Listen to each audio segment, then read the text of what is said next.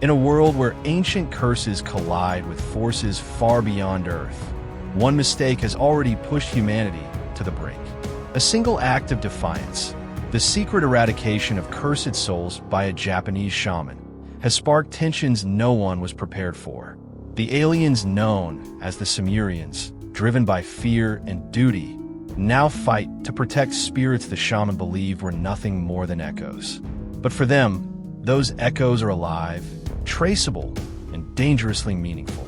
Now, destiny pulls two worlds into a confrontation neither side truly desires. Yuka, whose life is already slipping away, steps into a duel she cannot win. Cross teeters on the edge of death, and somewhere in between them, hidden in old memories and shattered beliefs, lies a mineral capable of reshaping energy and rewriting the fate of nations. As loyalties fracture and long-buried truths rise to the surface, both humanity and the Sumerians must face a devastating possibility that their hopes for coexistence may depend on sacrifices too heavy to bear.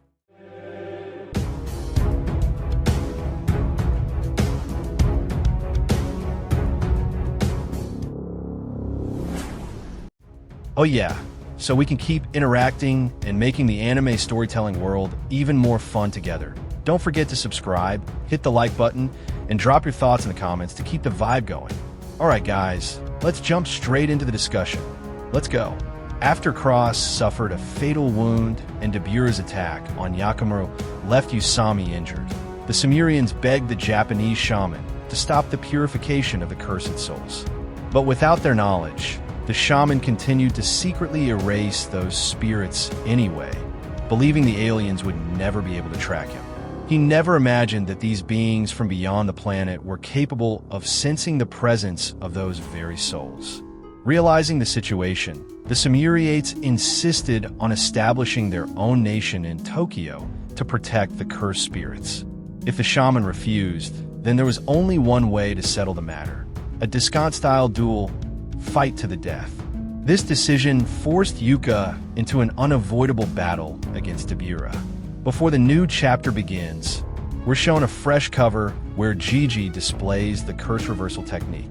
The artwork mirrors the cover of Chapter 7, but the positions are now reversed. In the earlier cover, Cross was drawn with an expression that reflected his state of mind, his rejection of peaceful coexistence. But eventually, Yuka was able to soften him. That same cover was also the first time we learned Yuka had only 6 months left to live due to a brain illness. Now, it feels as though Gigi is sending a different message. This time, Cross stands on the brink of death, just as Yuka once did. Back then, Cross only wanted a proper future for his people. Now, Yuka is fighting to save Japan from the cursed spirits that have begun escaping Tokyo. But perhaps the two covers carry an even deeper meaning. Maybe Gigi is hinting that both characters are destined to die. Yuka and Cross represent the hope of coexistence, and if they fall, a major conflict will undoubtedly erupt. Ultimately, a new clash will break out between Tsuri and Maru, as both of them stand to lose the person they treasure most. Yet, as with many shonen stories, the sacrifices of Yuka and Cross may become the bridge reconnecting the two sides, even if that connection comes through shared grief. So, what do you think the cover is secretly trying to say? Now, let's dive into Chapter 14 of MangaQ Kaisen Mode, which opens with Mino and the girl who appeared in the previous chapter. Mino is shocked to hear that Yuka will fight Deborah in a death match. The girl explains that there is no alternative. The duel has to happen no matter what. She may have already heard about Yuka's illness, and in the end, Yuka doesn't have much time left. That's why she chooses to fight on her own instead of letting others die in her place. But Mino believes it's all pointless, convinced they will only lose more lives. The girl then states that the Japan-US security treaty doesn't apply here, and even if Japanese forces or the US military intervened, none of them would be able to handle Deborah anyway. Mino wonders if the country will be hit by another nuclear bomb, but the girl reassures him that won't happen.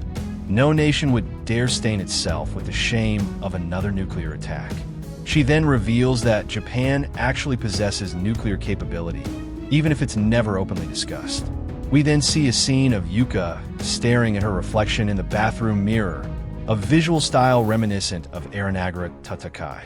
Mino adds that Japan has resources and expertise no other country possesses, referring to cursed energy and jujutsu techniques, similar to what Kinjaku and the Americans once mentioned when the US viewed shamans as a potential new energy source. After that, the story shifts to Maru, who appears deep in thought, reflecting on everything that has happened. He wonders how long it has been since he was last able to properly protect Cross. A flashback unfolds, this time from Maru's point of view, showing the moment when a fire swept through their village and their father died while clutching the sacred stone. In his final moments, he entrusted the Moro stone he had long safeguarded to Cross and Maru, urging them to care for it and protect it with all their hearts.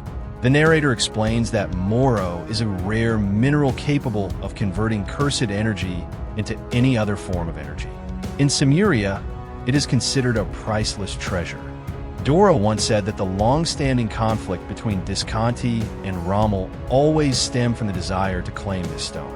However, the stone their father left them wasn't a real Moro, just an ordinary, worthless rock. The scene then shows a young Maru erupting in anger. To him, the stone is nothing more than a useless pebble. He throws it to the ground and crushes it under his foot until it breaks apart, shocking Cross. With fury in his voice, Maru says, "Father died for something like this. He lost his way as a knight. Look, Cross, this stone shatters so easily." Maru refuses to let Rommel die, protecting his stone just as their father did, because in his eyes, a knight should sacrifice himself to protect women and children, not an inanimate object. The narrator, an older Maru, admits that he lied to Cross back then, so his little brother wouldn't find out the stone was actually worthless. But he also says that the emotions he expressed at the time were genuine. When Dora died and Maru learned that Deborah was actually a good person, he realized he didn't truly belong on their side. He began comparing himself to his father, who was obsessed with the Moro stone until his dying breath. From that, Maru came to understand that he too had been obsessed with being a knight, until he ended up hurting Cross. This is why he still hopes that one day he can talk to Cross again and apologize. The story then shifts to Tsurugi, who is walking in the same area as Maru. He is absorbed in his thoughts, pondering the backstory of the aliens. Something doesn't sit right with him. Their social structure doesn't resemble any modern nation. He wonders whether Disconti is the central authority, while Rommel is merely a group cast out from the established order. But what confuses him more is how a group of impoverished people who fled their homeland managed to build a massive spacecraft capable of carrying 5,000 people.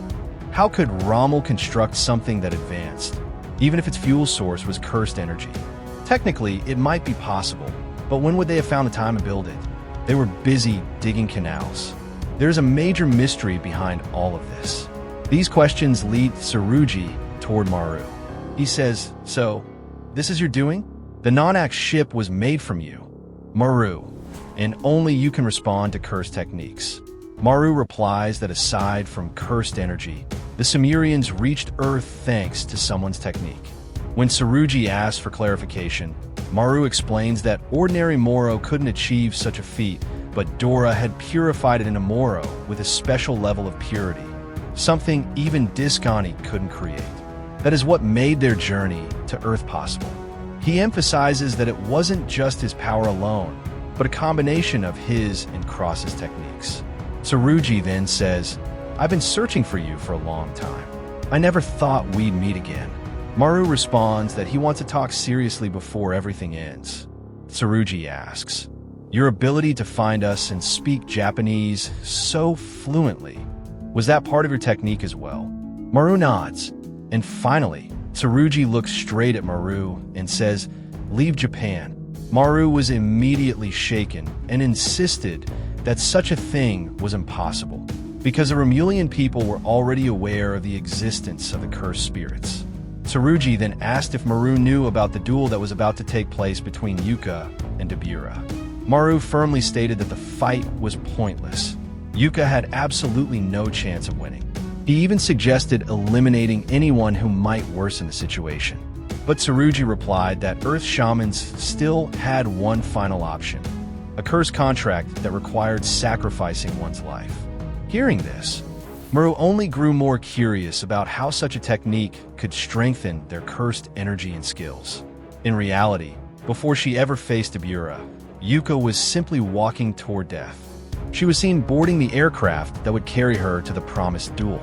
Tsurugi explained that all this time, Yuka had been seeking a reason to risk her life. If she had to die, she wanted her death to mean something to someone. But Tsurugi refused to let that duel be Yuka's end. If she only had 3 months left, then those 3 months had to be protected. As her older brother, he believed it was his duty to keep her safe. Tsurugi then drew his sword, Hania Ki, his cursed blade, and ordered Maru to take his people away from Earth. But Maru refused. He explained that 50,000 of his people, including women and children, were riding on Naonax's back. They had traveled for 2 years from Simuria to Earth using their advanced technology and had only just begun to feel safe. Throughout their journey through space, fear had hovered over everyone, knowing that a single mistake could reduce them to dust lost in the darkness. Maru stepped closer to Tsurugi and said that they no longer had a home in Simuria, nor any guarantee that another planet would take them in. That was why they couldn't leave Earth. He removed the bandage covering his eye and asked Tsurugi in return if he cared so much about Yuka, then what about the cursed spirits? What about Cross's fate? Tsurugi admitted his words might sound harsh, but he still insisted that Maru leave. Maru drew his own sword and declared that he was a soldier, and such a request was impossible. The scene then shifted to the aircraft soaring through the sky. Yuka's transport to a duel that was essentially a one-way trip to death. Tension grew thicker, and Maru's shift in attitude became unmistakably clear. The question now was whether these two brothers, both desperate to protect their younger siblings, would eventually clash. Or would someone else intervene before the conflict spiraled out of control? Yeah, that's interesting, bro. Okay, stay tuned on to the next videos. Thank you so much for sticking with the story till the end. If you have any questions, feel free to write them down in the comment section below. Thanks again for watching, and see you in the next one.